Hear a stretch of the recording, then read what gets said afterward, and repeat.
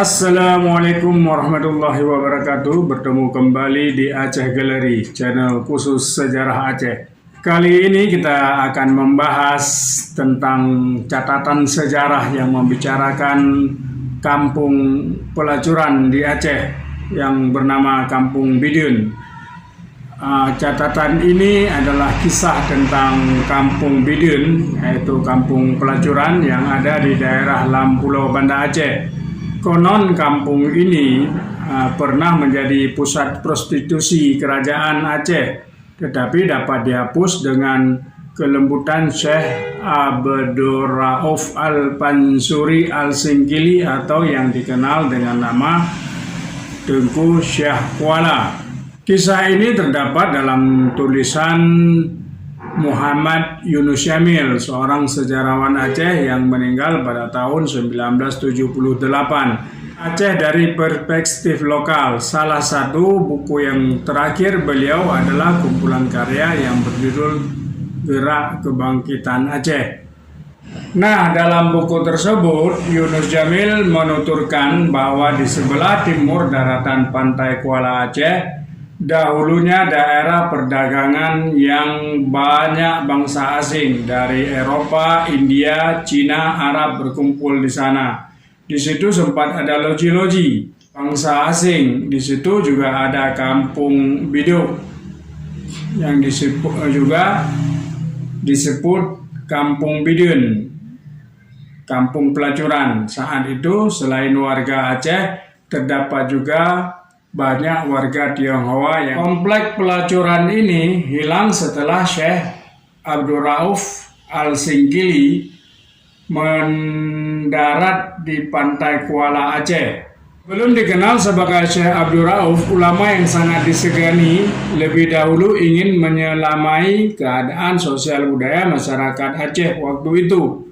Al-Kisah diceritakan bahwa sebelum menghadap Sultan Safiyatuddin Shah, Syekh Abdurrauf setelah pulang ke Aceh pada sekitar tahun 1584 Hijriah atau 1661 Masehi dari pengembaraannya di Semenanjung Arab selama 19 tahun. Penyamaran sebagai seorang pawang yang menetap di Kampung Bidu atau Kampung Bidun dan meminta izin kepada Panglima Laut Kerajaan Aceh untuk bisa menetap di sana. Di komplek pelacuran tersebut, Syekh Abdurrauf selain membasmi praktek pelacuran, juga mendirikan pusat pendidikan dan pengembangan Islam.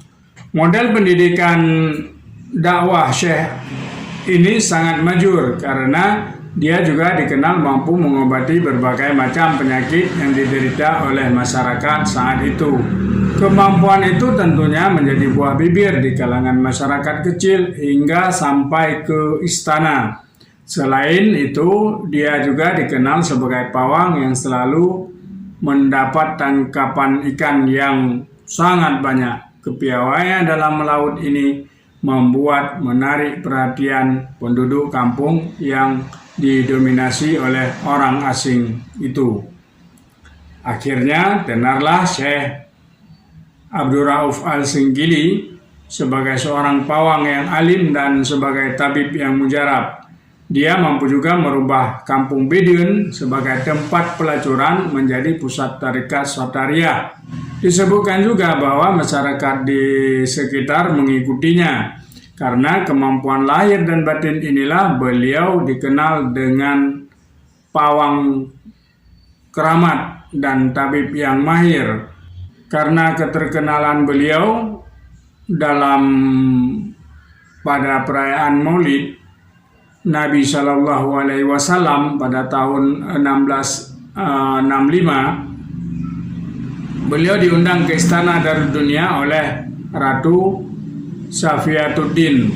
Dalam pertemuan tersebut, Syekh Abdurrauf memperkenalkan dirinya bahwa selama ini beliau menyamar sebagai nelayan dan tabib untuk memperbaiki kerusakan akhlak generasi Aceh, khususnya yang ada di Kampung Bidun tersebut. Dia menuturkan bahwa perhatian Sultanah Safiyatuddin terhadap persoalan ini sangat minim.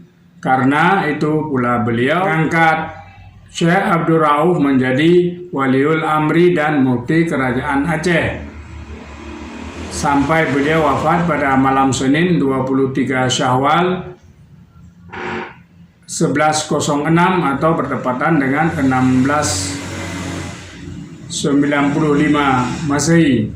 Di Kampung Bidin ini sosok Syekh Abdul Rauf jarang diangkat ke permukaan. Yang menarik adalah ulama ini merubah tatanan masyarakat yang sudah hancur menggunakan cara yang santun. Untuk mengubah kompleks pelacuran, dia memadukan kekuatan dunia dan batinia. Dari aspek duniawi, dia memperlihatkan bagaimana seorang ulama yang ingin mencari rezeki yang halal tanpa menadah tangan ke atas. Sedangkan dalam nuansa kebatinan, dia mampu memperlihatkan bagaimana peran tarekat di dalam membasmi maksiat. Kampung Bidin memang tidak ada lagi pelacuran sekarang. Namun isu pelacuran di Aceh dan anak-anak Aceh yang menjadi pelacur di luar Aceh adalah fenomena yang tidak dapat disangkal lagi. Karena itu kita berharap ada generasi Aceh seperti Syekh Abdul Rauf yang mampu mengubah tatanan seperti Kampung Bidin dan kampung-kampung lain yang sudah rusak di Aceh. Inilah sebenarnya harapan kita pada ulama saat ini, yaitu harus mengelola aspek dunia dan batinia untuk memperbaiki moral masyarakat.